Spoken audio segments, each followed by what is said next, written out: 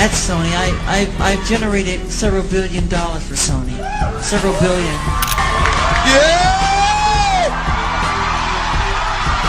Well, I'll tell you what, guys, I've been doing this a long time, and I've just really never seen anything like the chaotic scene outside Virgin Megastore across the street. The biggest selling artist in the history of music.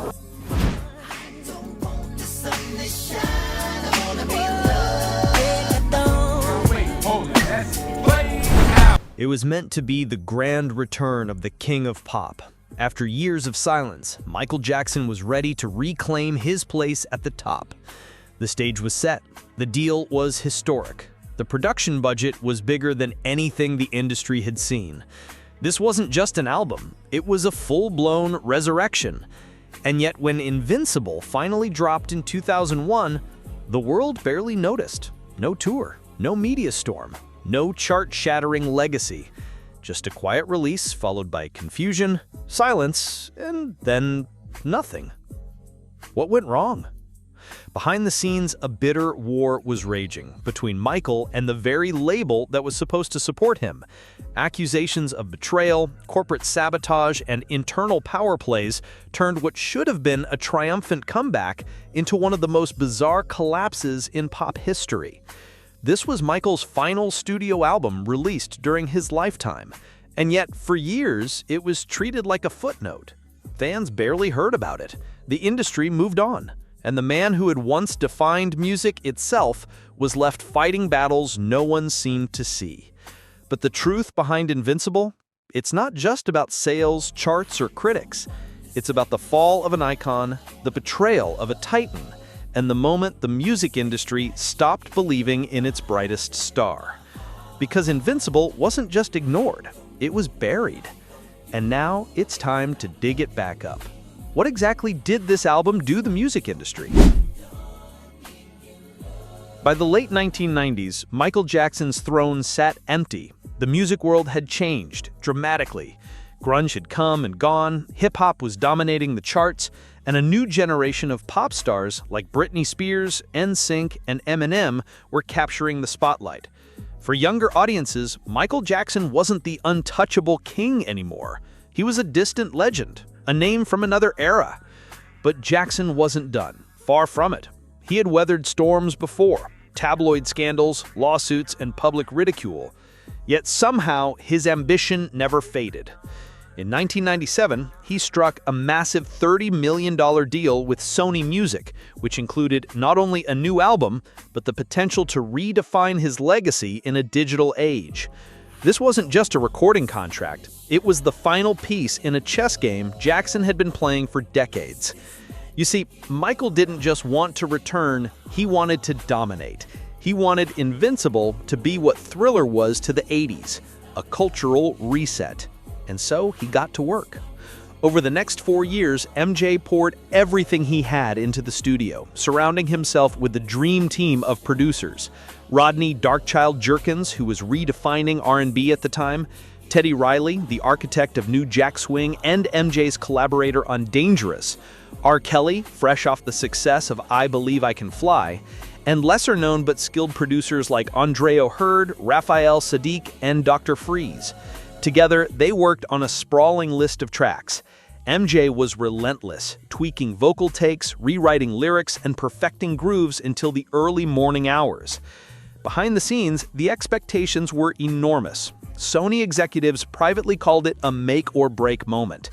Industry insiders whispered that this would either be a triumphant return or the final act of a fading legend. And from the outside, the hype was real. Music magazines teased exclusive features. Radio stations hinted at a MJ revival. Fans camped out just to get rumors. The pop world held its breath. But there were warning signs. The album kept getting delayed. Sessions were rebooked, songs were cut, then re-added, then recut again. Jackson, ever the perfectionist, refused to release anything until it felt timeless. But the clock was ticking, and Sony was getting nervous. By early 2001, Invincible had a release date, and Michael still wasn't finished. The album had ballooned in scope. Rumors suggested over 50 songs had been recorded, with millions spent just on production. Still, no one inside the industry doubted Jackson's potential. If anyone could pull off a comeback, it was the man who changed the face of music not once, but 3 times before. But they had no idea what was coming, because this wasn't just a comeback album. This was a powder keg, and the fuse was already burning. Invincible wasn't just ambitious, it was extravagant. By the time the sessions wrapped, the album had cost an estimated $30 million to produce, an eye-watering figure even by today's standards. At the time, it was the most expensive album ever made. But for Michael Jackson, that wasn't a waste. It was a necessity. He wasn't making just another record. He was sculpting a legacy. In total, Jackson recorded over 50 tracks for the project. Some sessions lasted days. Studio engineers reported bizarre hours, last-minute rewrites, and intense perfectionism. MJ would obsess over the way a single breath sounded between lines. Entire choruses were scrapped and rewritten because the melody wasn't magic enough. Many songs didn't even make the final cut. Tracks like A Place With No Name, Can't Get Your Weight Off of Me, and Shout were either released years later, leaked online, or vanished entirely. The final album would feature 16 tracks, ranging from vulnerable ballads like Don't Walk Away to hard-hitting dance tracks like Heartbreaker and Threatened. Yet, for all that money, time, and obsession, something felt off. Despite being one of the most anticipated albums of the decade, Invincible arrived with barely a whisper. There was no coordinated PR campaign, no international press blitz, no massive media appearances, not even a Super Bowl performance, not even an Oprah interview. And most confusing of all, no music video to lead the charge. Now, to be fair, there was a video, eventually. You Rock My World did receive a short film-style promo featuring actor Chris Tucker and Michael Madsen in classic Jackson fashion, but it came late, and it wasn't released with the marketing muscle fans had come to expect from a new MJ era. There was no global premiere, no TV takeover, no viral moment. Even MTV gave it little airtime, quietly rotating it off the schedule after a short run. Insiders were baffled. Why would Sony spend tens of millions on the most iconic artist alive, then drop the ball when it mattered most? Behind the scenes, things were getting ugly.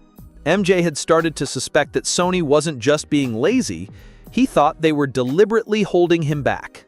He was noticing strange patterns. The label delayed single releases. Key promotional slots went to other artists. Sony was investing more in new acts like Jennifer Lopez and Destiny's Child, while leaving Invincible adrift. It felt like Jackson was being phased out of his own comeback. And meanwhile, fans were confused. The album had dropped, but where was Michael? There were no big TV performances, no global interviews, no world tour announcement. The launch was quiet. Too quiet. And Michael Jackson was fuming. He saw what was happening. The man who had once ruled radio, MTV, and global headlines was being left to rot in silence. And he believed it wasn't just negligence, it was sabotage. He was about to go public, and when he did, it would spark one of the most shocking feuds in pop music history. It was July 2002, less than a year after Invincible had been released, when Michael Jackson stepped on stage in Harlem. But this wasn't for a concert. There was no singing, no dancing, no moonwalk. Instead, Michael grabbed the mic at Reverend Al Sharpton's National Action Network rally and dropped a bomb. "Tommy Mottola is a devil," he said, eyes burning. The crowd gasped. That sentence sent shockwaves through the music industry. Michael Jackson, global icon, household name, and Sony's most valuable asset, had just accused the head of Sony Music of being a racist and a saboteur. Not in secret, not through lawyers, but in front of cameras and microphones. And that wasn't all. He claimed that Sony intentionally underpromoted Invincible because they wanted the album to fail. Why? Because they wanted leverage over Michael's most prized possession, the ATV music catalog, which included nearly the entire Beatles songbook and was estimated to be worth hundreds of millions. Let's rewind for a moment. Back in the 1980s, Michael made what is still considered one of the smartest and most controversial business moves in music history. He purchased the publishing rights to thousands of songs, including the Beatles' entire catalog. Years later, he merged his holdings with Sony's publishing wing to form Sony ATV, a massive powerhouse in the industry. But there was a catch. Sony retained the right to buy half of it. By the early 2000s, Michael was in debt, and his stake in Sony ATV was his biggest asset. He feared that if Invincible flopped, Sony could argue that Jackson wasn't commercially viable anymore, and use that narrative to pressure him into selling. According to MJ, it was all part of a scheme. In his eyes, Sony had no intention of promoting Invincible. They were happy to let it sink, then make a move on his catalog. To Michael, this wasn't just bad business, it was betrayal. He began referring to Mottola as a racist, a devil, and not someone who cares about black artists. He said Sony treated black musicians as disposable commodities, and he painted himself not as a fading pop star, but as a man under attack by a system that once praised him and now wanted to erase him. Sony, of course, denied it all. Their response was swift and corporate. They insisted that Michael had been given full control over Invincible, that marketing decisions were based on business data, and that his accusations were unfounded. But behind closed doors, the relationship was shattered. Michael's bridge to the industry was gone. He had declared war on one of the most powerful music labels in the world, and he was fighting it alone. This feud didn't just damage MJ's relationship with Sony, it isolated him across the industry. Other executives were wary, TV networks were cautious, even some radio programmers quietly removed his newer material from rotation. If Sony wasn't backing MJ, others hesitated to step in. It was a brutal reversal of fortune. Once the most powerful name in music, Michael Jackson now found himself on the outside, looking in. And the worst part? As this war escalated, he still had to live with the fallout from Invincible, a record he had poured years of his life into, only to see it sink without a trace. But the damage wasn't only public. Behind the scenes, the king of pop was unraveling. Even as the war with Sony played out in public, the deeper battles Michael Jackson faced were far more private and far more painful. Because while Invincible was collapsing under the weight of industry sabotage, Michael himself was collapsing under the weight of his own life. The early 2000s were a dark time for MJ. The music industry had changed, but so had his world. He was living in near isolation, holed up at Neverland Ranch, surrounded by lawyers, accountants, bodyguards, and advisors, many of whom were bleeding his finances dry. Jackson had grown suspicious of nearly everyone around him. He was paranoid, exhausted, and deeply lonely. Financially, he was in trouble. Legal fees, lavish spending, and declining income from tours and licensing deals had begun to eat away at his fortune. He was reportedly borrowing against assets just to stay afloat. In 2001 alone, Jackson's debt ballooned to over $200 million. The man who once bought the Beatles' catalog in cash was now at risk of losing everything, including the songs that had made him rich in the first place. He was also raising children, Prince, Paris, and Blanket, away from the public eye. Jackson, always fiercely protective of their privacy, had to balance fatherhood with a spiraling career. Friends said he was a loving and gentle father, but emotionally fragile. Some days, he wouldn't leave his bedroom. Other days, he worked non-stop in the studio or listened obsessively to old demos, trying to find inspiration again. But perhaps most painful of all, he was losing the media war. The same press that once dubbed him the greatest performer of all time was now mocking him relentlessly. Tabloid headlines focused on his appearance, calling him Wacko Jacko. Late-night hosts joked about his surgeries. Paparazzi chased him. News outlets questioned his sanity. No one was talking about the music. No one was reviewing the songs. It was all gossip, spectacle, and judgment. For Jackson, who had spent his life carefully crafting his image, the loss of control was devastating. And yet through all this chaos, he still managed to create music with depth and soul. Take for example Speechless, a tender ballad written after an afternoon of laughter with children at a water balloon fight. Jackson later said, "He was so emotionally moved by the joy of that moment, he went upstairs and wrote the song in 45 minutes. No calculation, no editing, just raw feeling." The same goes for "Don't Walk Away," which many fans consider one of the most heartbreaking vocals of his career. These weren't the songs of a man chasing trends, these were the confessions of someone unraveling, gently, beautifully, and with the kind of honesty that rarely made it past the studio doors in earlier decades. There's a sadness that runs through Invincible. Even the upbeat tracks like Break of Dawn or Butterflies have an undertone of longing. Jackson was trying to connect with love, with fans, with himself, but everything felt just out of reach. Some critics dismiss this as weakness. Others now recognize it as courage. Because despite the lawsuits, the betrayals, the mocking, and the isolation, Michael Jackson still gave the world his voice, still showed up to the studio, still tried to make magic. But in 2001, the world wasn't listening, and the critics weren't forgiving. When Invincible finally dropped on October 30, 2001, it debuted at #1 in 13 countries. On paper, that sounds like a success. But beneath the surface, cracks were everywhere. Sales quickly fell off. In the US, the album went platinum within a few months, but that was a far cry from Michael's usual numbers. For context, Dangerous had sold over 7 million copies in America alone. History had sold nearly 20 million worldwide. Invincible would barely cross 6 million globally, a fraction of what was expected for the most expensive album ever produced. Critics were split, and in some cases, shockingly harsh. The New York Times called it bloated and uneven. Rolling Stone said Jackson sounded lost in his own record. Others criticized the length of the album, 16 tracks over 77 minutes, claiming it lacked cohesion and felt overproduced. But were they right? Fans didn't think so. In fact, the fan response to Invincible was almost the opposite of the media's reaction. Longtime supporters praised the album's lush ballads, layered harmonies, and return to R&B roots.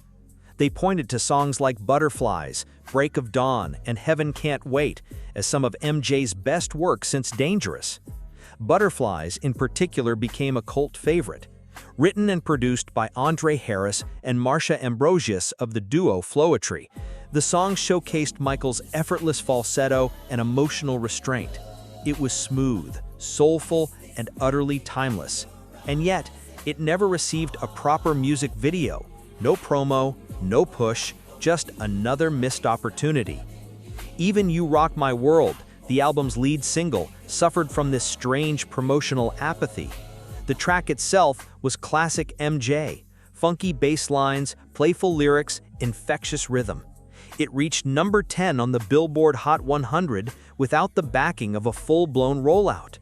In fact, it's one of the few top 10 hits in MJ's catalog that didn't get performed live even once in a full tour setting. There were bright spots, though. Some critics noted Jackson's vocals were still in top form.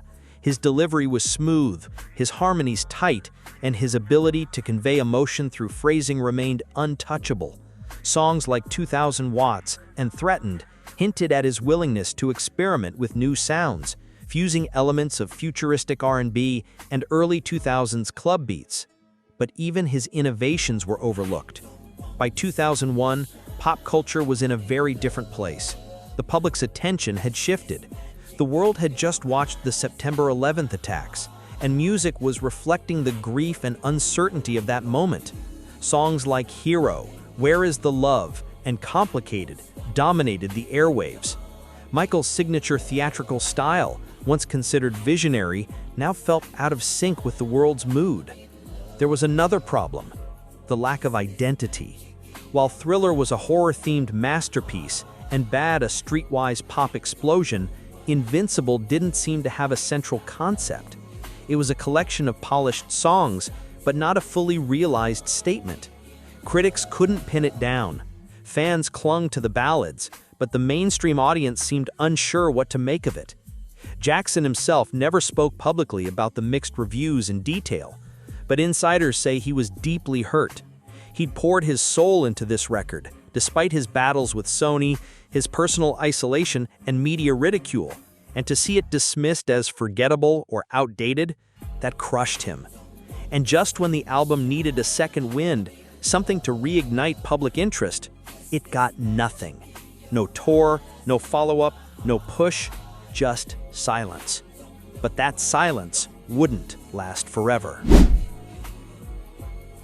In the world of Michael Jackson, a new album meant a new spectacle.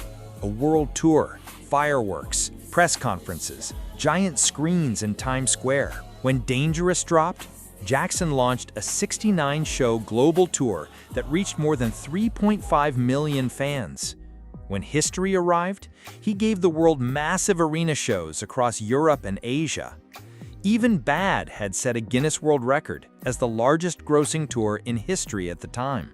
So when Invincible landed in stores and no tour was announced, fans were stunned.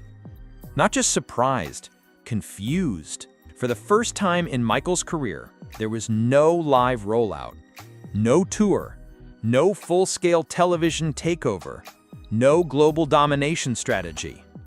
It was as if Jackson had vanished right when the album needed him the most. There was only one major live appearance connected to the album, the 30th anniversary celebration at Madison Square Garden in September 2001. Billed as a monumental TV event, it featured guest appearances by Britney Spears, Whitney Houston, Usher, and Liza Minnelli. The show drew huge ratings and marked Michael's first public performance in years. But here's the twist. It wasn't a promotion for Invincible. In fact, Invincible hadn't even been released yet when the special aired. The performance was positioned as a celebration of Jackson's legacy, not a forward-looking album campaign. And after that, nothing. There were whispers of a tour. Some even claimed that Jackson had planned an international series of shows under the Invincible banner. But insiders said Sony had no interest in funding a tour for an album they weren't fully backing. Without label support, Jackson couldn't finance the spectacle he was known for. In truth, Michael was physically and emotionally drained. Decades of intense performing had taken a toll on his body. Years of emotional turmoil had left him disconnected from the joy of the stage. He wasn't just being sidelined, he was stepping away, even if the world didn't understand it. The media quickly interpreted the silence as failure. Articles labeled Invincible a flop. Analysts predicted the end of Jackson's reign. Some publications, harsh as ever, suggested he retire. And yet, the numbers told a different story. Invincible sold 6 million copies worldwide. It debuted at #1 in the US, the UK, France, Canada, and several other markets. Any other artist would have celebrated. But for Michael Jackson, the man who moved over 30 million units with Bad, it felt like the world had closed the door. Sony, too, walked away. The label released just 2 singles in the US, You Rock My World and Butterflies.